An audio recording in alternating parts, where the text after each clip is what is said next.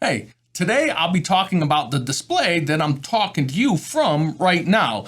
The Innocn N2F 15.8 IPS 60Hz display. It has, wait, hold on. No, I'm not finished with the intro.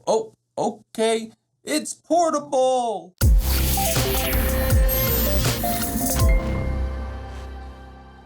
Hey guys, welcome to Elevated Systems. I'm your host CJ, and one of the products I don't typically cover on the channel are displays, because to me a display or any peripheral is very subjective. You really need to sit down in front of a display and do what you do to see if it meets the needs of your particular use case.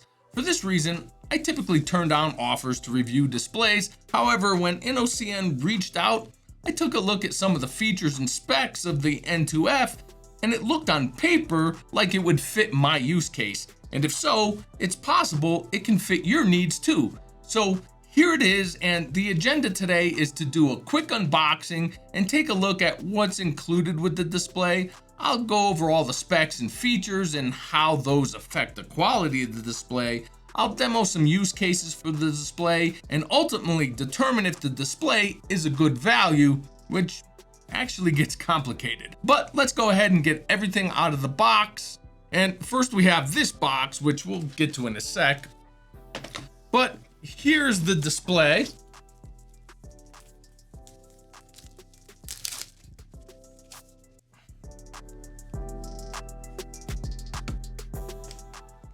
And then we have a user's manual and a USB-C to USB-C cable. Now, this box contains a pretty nice case and cover for the display. And it's pretty much a clone of an iPad case, but it's something you typically don't see with a portable display in this class. The silicone and PU leather cover does provide both some decent protection. It also serves as a multi-position stand. Now that we've seen what comes in the box, let's talk about what doesn't come in the box, and that's a mini HDMI cable and a power brick or USB-C wall wart. This seems like another Apple bandwagon move, and I gotta say, what works for Apple doesn't work for everyone. Today, somebody buying a new iPhone probably has a drawer full of phone chargers. However, someone buying a portable display might not have a spare power supply lying around for it. Additionally, mini HDMI cables aren't everyday household items. A purchaser of this runs into the very likely risk of buying this online, receiving it, and not being able to use it until they make another separate purchase. Electronic devices should come with the accessories needed to use the device. But let's move on to build quality and materials. The chassis of the display is plastic, but doesn't feel overly cheap. The display is only 9.5 millimeters thick and very lightweight at only about 2 pounds without the case, which is good if you're carrying it around. However, it does have some flex, and although I haven't scientifically tested its stress point, it does feel like it wouldn't take too much effort to crack this thing completely in half. The screen has a nice edge-to-edge, apparently bezel-less design until you turn it on and notice that there are 8mm top and side bezels and a 25mm chin under the glass, giving the display its 15.8-inch viewable area. The glass doesn't appear to have any anti-reflective qualities and is very mirror-like. It's also not a touchscreen, but it is a fingerprint magnet. The 15.8-inch LED display has a full HD resolution of 1920 by 1080 and uses a 6-bit IPS panel, providing a 178-degree viewing angle. It has 220 nits of peak brightness, an 800:1 contrast ratio, a 60Hz refresh rate, covers 45% of the NTSC color gamut, capable of reproducing 16.7 million colors. Inputs include 2 USB-C ports with both power delivery pass-through and DisplayPort alt modes, and a mini HDMI input. There is a menu button on the bottom right of the panel and volume control buttons on the top right edge to control the built-in 8-ohm 1-watt stereo speakers. For setup and demo, I'll be using my Framework laptop. Its configurable USB 4 ports will allow me to demonstrate the display in every possible connection scenario. The first and most simple is a single USB-C cable. If your device has a USB-C port with both USB power delivery and DisplayPort alt mode, you can power the display and provide a video signal along a single connection. And if the power delivery is not just pass through from the mains power, you can also power the display using just the device's battery. This single cable configuration leaves the second USB port open for connecting any other devices, such as a USB-C mouse dongle, keyboard, or even a full USB-C hub. Alternatively, the display can be used as a type of dock by connecting the USB-C power supply to the second USB-C port on the display. You can pass power through to the device while providing video to the display on that single cable. In my opinion, the dual USB-C ports are the strongest feature of this display, giving you multiple setup options. Now, if your device doesn't have a USB-C port, then you run into the issue of the missing accessories, because to use the display, you'll need at least a 5-volt, 2.5 amp USB power supply and a mini HDMI cable. But with these two things, you can connect the display in the traditional way, powering the display via USB power and connecting it to your device with HDMI. The menu is accessed with the button on the bottom right of the display and is navigated with the volume up and down keys. The home group includes brightness, contrast, and volume. There are 7 display profiles, an RGB adjustment, chroma contrast and brightness adjustment, an eye care or blue light reduction mode, a volume mute, input selection, Type-C or HDMI. Next, we have an overdrive function that reduces the response time to 8 milliseconds, which is a typical response time for standard IPS panels. There are also DCR and HDR functions, which I'll talk about more in a bit, and finally a reset function that restores all factory settings.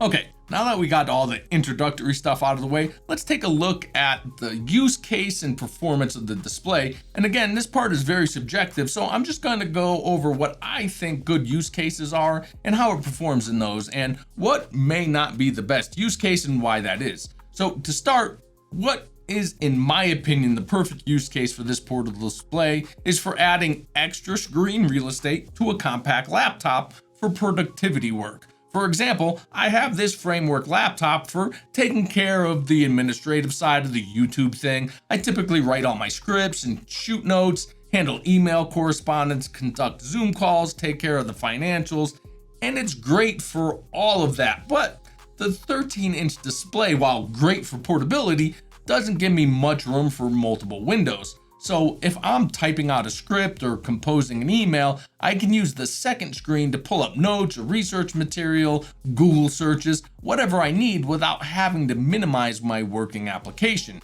If I'm in a Zoom call, I can have my calendar or some notes up on the extra screen. It's also very useful for applications that are better suited for a wider screen, like the massive benchmarking tables and charts I develop in Excel. I can also use it to offload ancillary windows and menus from apps like Photoshop, Fusion 360, and DaVinci Resolve to give myself more workspace on my primary display.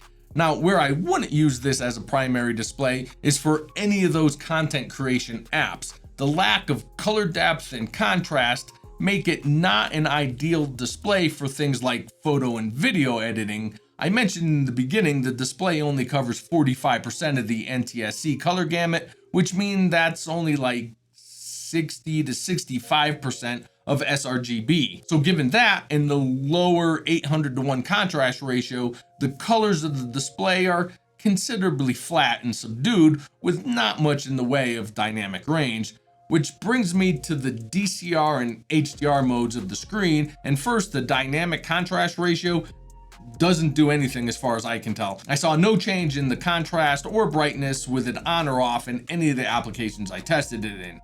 As far as HDR, first off, this is a 6-bit display and doesn't meet any of the HDR standards. The color range, contrast ratio, and peak brightness are way too low to properly display HDR content. However, the HDR mode can be enabled in Windows, but as expected, the quality isn't great. It looks like the display just bottoms out the lift, crushing the blacks, making the picture very dark and muddy. The blacks are black mostly, but at only 220 nits, the brights just aren't bright enough. With all that said, I just mention it because it is an option on the display. However, it's not marketed as an HDR display by Innocn, likely for the reasons I just demonstrated. So this is just letting you know not to expect a great HDR experience if and when you come across that menu option. Now, as far as a gaming display, this isn't what I would use it for, especially for a laptop, as the display on your gaming laptop is very likely much better than this Innocn portable display. But I did test it out and ran through a few Warframe missions, and the experience wasn't too bad for what it is. There was some screen tearing, but locking the frame rate to 60 FPS took care of that. There was some ghosting, and I could just notice the slower response time than I'm typically used to. So while I wouldn't recommend this for high FPS Twitch shooters or battle royales, it's fine for slower paced action or strategy type gaming, especially console port type games. Which made me think of a pretty good use for this display, and that's as a portable display for a portable gaming system like my kid's Nintendo Switch. 2 kids, 1 Switch can make for stressful situations when traveling, so this is the perfect solution to that. However, the 1-watt speakers, as you probably imagine, aren't great, but they function.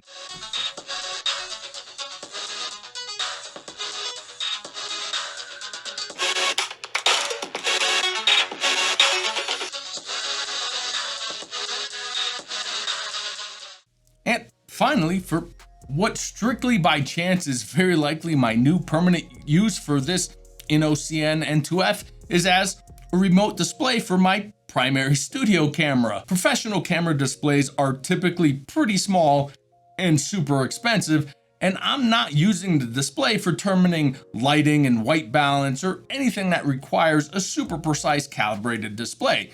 My camera has a very good built-in display for that. However, I can use this large 15.8 display to monitor and confirm my settings, keep an eye on monitors and graphs while filming, verify shot framing and focus while several feet in front of the camera. Again, color gamut, contrast ratio, brightness, none of that's a concern because I shoot in a log film profile, so the raw image is flat and washed out anyway.